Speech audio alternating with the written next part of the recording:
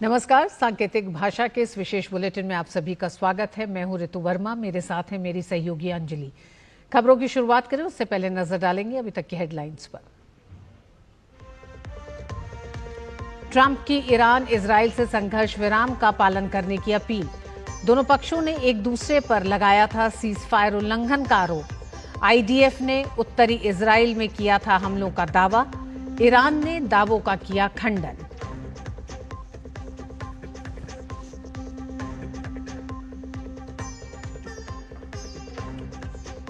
PM Modi ने श्री नारायण गुरु और महात्मा गांधी के बीच 100 साल पहले हुई बातचीत को बताया विकसित भारत के लिए आज भी प्रासंगिक। आदर्शों को बताया पूरी मानवता के लिए बड़ी पूंजी।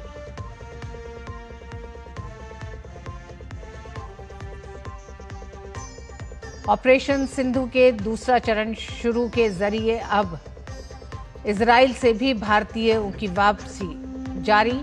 ईरान से भी भारतीयों की सुरक्षित स्वदेश वापसी जारी। लौटे लोगों ने जताया पीएम मोदी का आभार।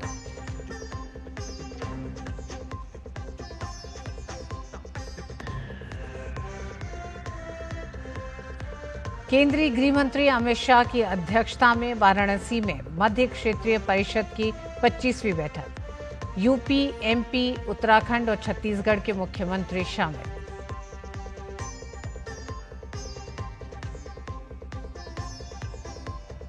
और आतंकवाद रोधी क्षमताओं को बढ़ाने के लिए 2000 करोड़ की रक्षा खरीद को मंजूरी। इमरजेंसी प्रोक्योरमेंट मैकेनिज्म के तहत 13 कॉन्ट्रैक्ट्स खरीदे जाएंगे कई तरह के आधुनिक हथियार।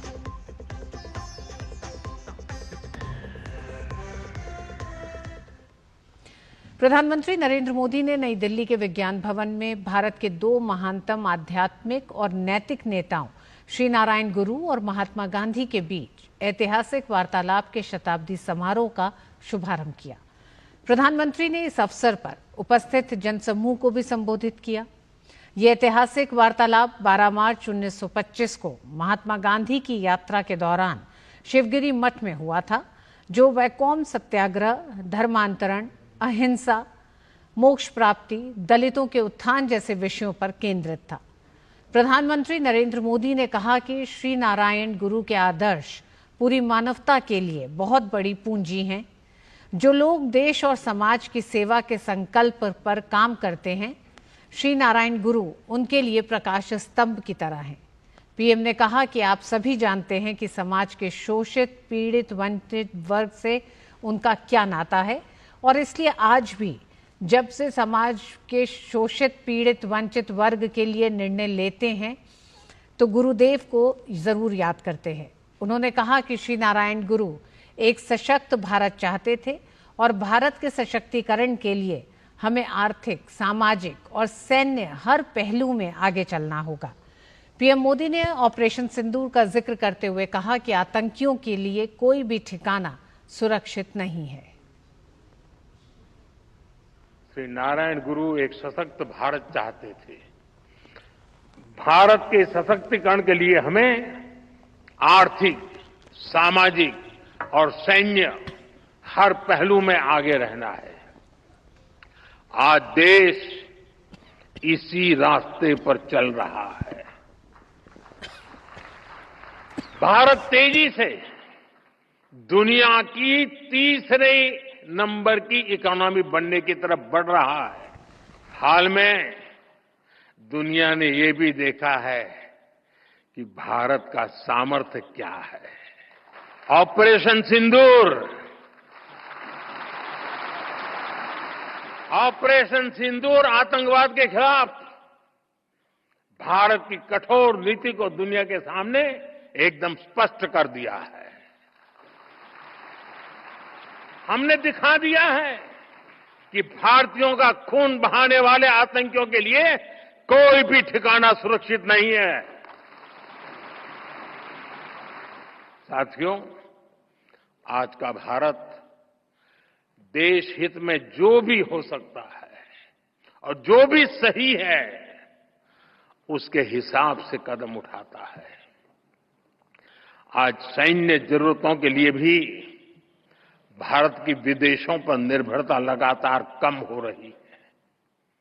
हम डिफेंस सेक्टर में आत्मनिर्भर हो रहे हैं और इसका प्रभाव हमने ऑपरेशन सिंदूर के दौरान भी देखा है। हमारी सेनाओं ने भारत में बने हथियारों से दुश्मन को 22 मिनट में घुटने टेकने के लिए मजबूर कर दिया। मुझे विश्वास है आने वाले समय में मेड इन इंडिया हथियारों का डंका पूरी दुनिया में बजेगा। अमेरिकी राष्ट्रपति डोनाल्ड ट्रंप ने कल देर रात इजराइल और ईरान के बीच सीजफायर पर बनी सहमति का ऐलान किया। उन्होंने अपने social media platform truth social पर दावा किया कि इजराइल और ईरान के बीच पूर्ण संघर्ष विराम पर सैद्धांतिक रूप में सहमति बन गई है, जिससे 12 डे वॉर का अंत होगा। ट्रंप ने लिखा, सभी को बधाई, इजराइल और ईरान के बीच पूरी तरह से सहमति बन गई है कि 6 घंटे के भीतर एक पूर्ण और समग्र संघर्ष विराम लागू होगा। पहले 12 घंटे ईरान संघर्ष विराम का पालन करेगा, फिर इजराइल। इसके 24 घंटे बाद ये संघर्ष समाप्त माना जाएगा।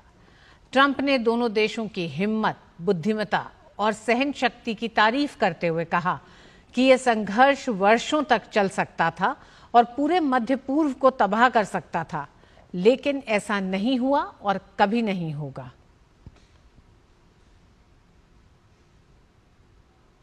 इजराइल के प्रधानमंत्री बेंजामिन नेतन्याहू ने अमेरिका के राष्ट्रपति डोनाल्ड ट्रंप के सीजफायर प्रस्ताव पर सहमति जताई है। हालांकि इजराइल के सीजफायर की घोषणा के बीच आईडीएफ ने ईरान की ओर से हमलों का दावा किया था। हालांकि आईडीएफ के दावों का ईरान ने खंडन किया है। इजराइल के पीएम नेतन्याहू ने ईरान के साथ सीजफायर के लिए सहमति जताते हुए चेतावनी दी कि अगर ईरान की ओर से सीजफायर का उल्लंघन किया जाता है तो उसे इजराइल की तरफ से करारा जवाब मिलेगा। अमेरिका के राष्ट्रपति ट्रंप ने दोनों देशों से सीजफायर को मानने का आह्वान किया है।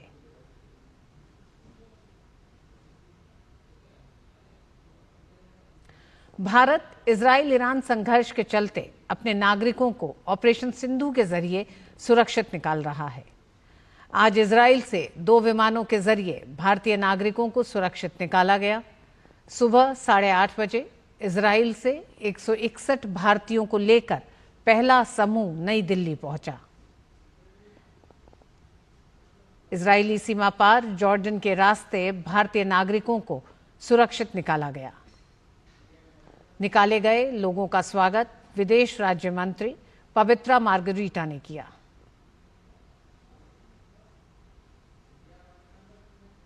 इसके बाद सुबह 8:45 पर भारतीय वायुसेना के C-17 विमान ने 165 भारतीय नागरिकों को इजराइल से सुरक्षित निकालकर भारत पहुंचाया।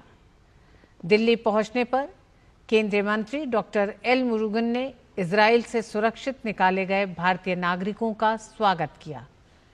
इस तरह अब तक कुल 326 भारतीय नागरिकों को इजराइल से सुरक्षित वापस अपने देश पहुंचाया गया है। Operation Sindhu, our Indian citizens, almost 165 citizens from Israel, they came here in our Palam airport. They came in a special aircraft, our Air Force aircraft C-17. They came here. Almost 22 states peoples are here. They are all safe. Our government's priority, our Prime Minister Shri Narendra Modi ji's priority, wherever the crisis situation is there or war situation is there, the evacuate from our citizen to safely to our country. Iran Israel संघर्ष के चलते भारतीयों को सुरक्षित निकालने के लिए भारत सरकार द्वारा ऑपरेशन सिंधु तेजी से जारी है। इस क्रम में आज सुबह करीब 3:30 बजे मशहद से एक फ्लाइट नई दिल्ली पहुंची। ऑपरेशन सिंधु के तहत ईरान से निकाले गए भारतीय नागरिकों ने भारत पहुंचने पर प्रधानमंत्री मोदी का आभार जताया। बड़े उससे कायदे से लोग लेके यहाँ तक आए और हम लोग यहाँ तक आ गए हैं। हम प्रधानमंत्री का शुक्रगुजार हैं, उनका शुक्रिया अदा करते हैं। एक्टिविटी दोनों तरफ से हुई अच्छी, उनकी प्लेन से हुई, इधर सरकार ने बुलाया, बहुत अच्छी खिदमत हुई दोनों तरफ से। अपना इंडिया जिंदाबाद रहना, इसके ही लिए इधर से बहुत मदद मिल गया, उधर से भी मिल गया, हम लोग को कोई तकलीफ नहीं। बहुत गर्व की बात है कि कभी भी जब कोई देश पर या कहीं भी हमारे नागरिकों पर कोई ऐसी कोई मुश्किल आती है तो हमारी सरकार खड़ी रहती है, तो उसके लिए बहुत बहुत धन्यवाद। और हमारे राजदूत साहब का, स्टाफ का, पूरे का, उनका बहुत बहुत धन्यवाद, जिन्होंने हमें मतलब पूरी हिफाजत के साथ यहाँ तक पहुँचाया। बहुत बहुत धन्यवाद है कि हम लोग वहाँ से यहाँ अपना इंडिया गवर्नमेंट हम लोग को यहाँ पे लेके आई। बहुत अच्छे से हम लोग आए, हम लोग कोई दिक्कत नहीं आने में नहीं हुई हम लोग को। अभी हालात तो वहाँ पे अच्छा नहीं है, पर हम लोग जहाँ भी थे हम लोग वहाँ पे सेफ थे। बहुत बहुत मेहरबानी, बहुत खुशहाली हुआ, बहुत अच्छा भी लगा। यहाँ आने के लिए बहुत बेचैनी हो रहा था, यहाँ पहुँचकर बहुत खुशहाली हुआ। और बुलेटिन में वक्त एक छोटे से ब्रेक का। यूएनएससी की तिमाही बैठक में भारत ने अफगानिस्तान के साथ अपने संबंधों को लेकर प्रकाश डाला। इस संबंध में भारत के स्थायी प्रतिनिधि राजदूत पी हरीश ने कहा कि भारत अफगानिस्तान में शांति, स्थिरता और विकास को बढ़ावा देने के लिए क्षेत्रीय और अंतर्राष्ट्रीय स्तर पर सक्रिय रूप से जुड़ रहा है। उन्होंने कहा कि दोहा और अन्य क्षेत्रीय मंचों में संयुक्त राष्ट्र की बैठकों में हमारी भागीदारी हमारे निरंतर प्रयासों को दर्शाती है। India and Afghanistan share a special relationship rooted in civilizational and historical ties. This enduring bond forms the foundation of our close engagement with the Afghan people and shapes our broader approach towards Afghanistan. We believe that international and regional consensus and cooperation on key issues concerning Afghanistan are essential. Accordingly, India is actively engaging with the regional and international parties to promote peace, stability, and development in the country. Our participation in the UN meetings in Doha and other regional forums reflect our ongoing efforts in this direction. India has also been an active participant in the two UNAMA working groups on counter-narcotics and enabling private sector in Afghanistan. केंद्रीय गृह एवं सहकारिता मंत्री अमित शाह की अध्यक्षता में आज वाराणसी में मध्य क्षेत्रीय परिषद की 25वीं बैठक चल रही है। उत्तर प्रदेश के सीएम योगी आदित्यनाथ, मध्य प्रदेश के मुख्यमंत्री मोहन यादव, उत्तराखंड के सीएम पुष्कर सिंह धामी और छत्तीसगढ़ के सीएम विष्णुदेव साय इस बैठक में शामिल हैं। इसके साथ ही इन चारों राज्यों के मुख्य सचिव, नीति आयोग के प्रतिनिधि, अंतर्राज्यीय परिषद के सदस्य और अन्य वरिष्ठ अधिकारी भी बैठक में मौजूद हैं। बैठक में क्षेत्रीय सुरक्षा, विकास, स्वास्थ्य, प्रशासनिक समन्वय और राज्यों से जुड़े विशेष मुद्दों पर चर्चा की जा रही है। इस बैठक का आयोजन गृह मंत्रालय के अंतर्गत अंतर्राज्यीय परिषद सचिवालय द्वारा उत्तर प्रदेश सरकार के सहयोग से किया गया है। नीति आयोग ने मंगलवार को अपनी तिमाही इनसाइट्स श्रृंखला फ्यूचर फ्रंट का तीसरा संस्करण जारी किया। इसका शीर्षक भारत की डेटा अनिवार्यता, गुणवत्ता पर बल रखा गया है। विमोचन कार्यक्रम में नीति आयोग के सीईओ BVR सुब्रमण्यम, सांख्यिकी एवं कार्यक्रम कार्यान्वयन मंत्रालय के सचिव डॉक्टर सौरभ गर्ग, नीति आयोग की प्रतिष्ठित फेलो देवजानी घोष और केंद्रीय मंत्रालयों, विभागों के वरिष्ठ सरकारी अधिकारी मौजूद रहे। इस मौके पर नीति आयोग के सीईओ BVR सुब्रमण्यम ने कहा कि नीति frontier tech hub NITI Aayog द्वारा फ्रंटियर टेक एक्शन टैंक के रूप में स्थापित एक महत्वपूर्ण पहल है, जिसका उद्देश्य भारत को फ्रंटियर टेक नेशन में बदलने की दिशा में तेजी लाना है। The good thing is India is heavy as far as digitalization is concerned. I mean, we have got this JAM Trinity, we have UPI, we have got the aggregator, account aggregator framework, we have ONDC. I mean, India is one of the leaders in the world in applying digital technologies in day-to-day life. I'll put it that way. A human-centric AI was preceded by human-centric, digital technologies. I guess that is very, very clear. People are actually stunned by the simplicity of all this, but they came in an era when all this was not there. So India has a fantastic foundation to take a futuristic leap. I think that's very, very important. भारतीय अर्थव्यवस्था तेज रफ्तार के साथ आगे बढ़ रही है। मोदी सरकार 3.0 में इसके और भी तेजी से आगे बढ़ने की उम्मीद है। Credit rating agency S&P global ratings ने सामान्य मॉनसून, कच्चे तेल की कम कीमतों को देखते हुए चालू वित्त वर्ष 2025-26 में भारत के GDP अनुमान को बढ़ाकर 6.5% कर दिया। हालांकि S&P ने पश्चिम एशिया में जारी तनाव के चलते वैश्विक अर्थव्यवस्था के लिए खतरे की भी आशंका जताई है। रेटिंग एजेंसी का कहना है कि अगर पश्चिम एशिया में संघर्ष लंबा खिंचा तो इससे तेल की कीमतें बढ़ सकती हैं, जिसका एशिया प्रशांत महासागर क्षेत्र के आर्थिक विकास पर असर पड़ सकता है।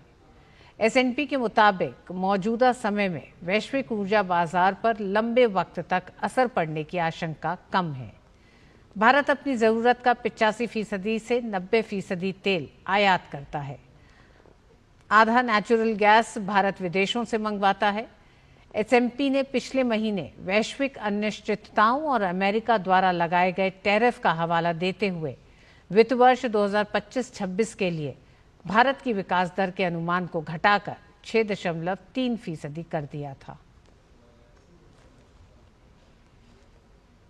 रक्षा मंत्री राजनाथ सिंह 25 से 26 जून तक चीन के किंगडाओ में आयोजित होने वाले शंघाई सहयोग संगठन रक्षा मंत्रियों की बैठक में हिस्सा लेंगे। बैठक के दौरान रक्षा मंत्रियों द्वारा क्षेत्रीय और अंतर्राष्ट्रीय शांति एवं सुरक्षा, आतंकवाद विरोधी प्रयासों और SCO सदस्य देशों के रक्षा मंत्रालयों के बीच सहयोग सहित कई मुद्दों पर चर्चा किए जाने की उम्मीद है। इसके अलावा राजनाथ सिंह वैश्विक शांति और सुरक्षा के बारे में भारत का दृष्टिकोण प्रस्तुत कर सकते हैं। वहीं आतंकवाद को खत्म करने के लिए संयुक्त प्रयासों के आह्वान करेंगे और SCO के भीतर अधिक व्यापार, आर्थिक सहयोग और कनेक्टिविटी के लिए तनाव को दूर करने को लेकर चर्चा होने की उम्मीद है। रक्षा मंत्री चीन और रूस सहित कुछ भागीदार देशों के अपने समकक्षों के साथ भी द्विपक्षीय वार्ता करेंगे। NSA अजीत डोवाल ने रूस की सुरक्षा परिषद के उप सचिव एलेक्जेंडर वेनेडिक्टोव से मुलाकात की। बीजिंग में SCO सुरक्षा परिषद सचिवों की 20वीं बैठक से इतर हुई इस मुलाकात में द्विपक्षीय, क्षेत्रीय और अंतर्राष्ट्रीय महत्व के मुद्दों पर चर्चा हुई। इस दौरान दोनों पक्षों ने परस्पर द्विपक्षीय सहयोग को मजबूत करने की प्रतिबद्धता जताई। वहीं रूस की सुरक्षा परिषद के उप सचिव ने कहा कि वे रणनीतिक वार्ता के अगले दौर के लिए जल्दी ही रूस में NSA डोवाल का स्वागत करने के लिए उत्सुक हैं।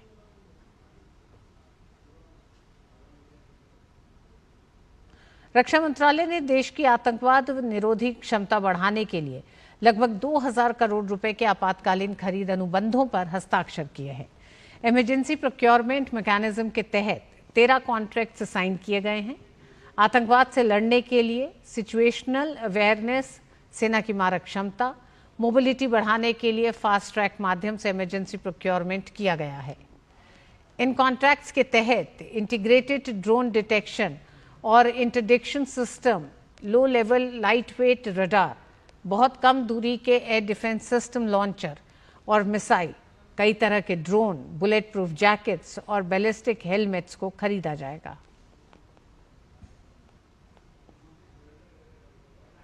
केंद्रीय वित्त मंत्री निर्मला सीतारमण ने कहा है कि पिछले कुछ वर्षों में वैश्विक व्यापार में गिरावट देखने को मिली है, लेकिन इसके बावजूद भारतीय निर्यात में उल्लेखनीय वृद्धि हुई है। आज नई दिल्ली में India EXIM bank trade conclave को संबोधित करते हुए वित्त मंत्री ने कहा कि PLI स्कीम की वजह से भारत के निर्यात को बढ़ाने में मदद मिली है और PLI स्कीम समर्थित निर्यात 5.3 लाख करोड़ रुपए से अधिक हो चुका है। In the last few years, global growth and trade have all suffered. That is why you have periodically the WTO, the World Bank, and the IMF reviewing every half year and telling us as to how the progress is. It's not seen an uptick by their estimates. Even this year, there's a 20 basis point drop in the OECD estimates, the World Bank estimates. The World Bank, of course, has come down with 40 bips coming down, and the WTO. So it doesn't seem as if the world is in a mood to go along with exports. Despite that, I appreciate the Indian exporters putting that kind of an effort, that they are still growing and are finding real success. भारी उद्योग मंत्रालय ने भारत में electric passenger कारों के निर्माण को बढ़ावा देने को लेकर आवेदन आमंत्रित करने के लिए एक ऑनलाइन पोर्टल लॉन्च किया है। ये पोर्टल 24 जून 2025 से 21 अक्टूबर 2025 तक खुलेगा। ये योजना प्रधानमंत्री नरेंद्र मोदी के नेतृत्व में net zero 2070, make in India और आत्मनिर्भर भारत के लक्ष्य को ध्यान में रखकर तैयार की गई है। इस योजना के तहत वैश्विक ईवी निर्माता भारत में निवेश कर सकेंगे। साथ ही इस योजना से भारत को ई वाहनों के निर्माण में वैश्विक हब बनाने, रोजगार सृजन और स्वच्छ व टिकाऊ गतिशीलता को बढ़ावा मिलने की उम्मीद है।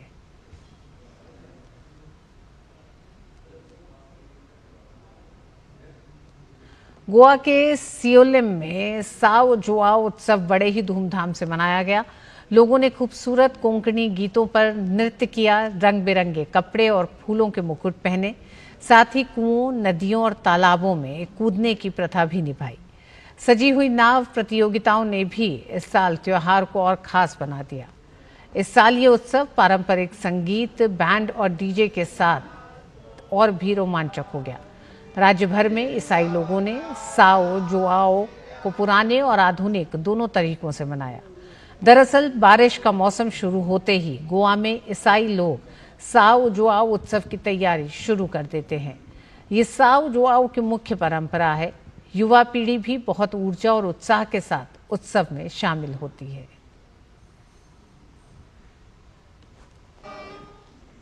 और इसी के साथ इस बुलेटिन में बस इतना ही। हमें दीजिए अनुमति। नमस्कार।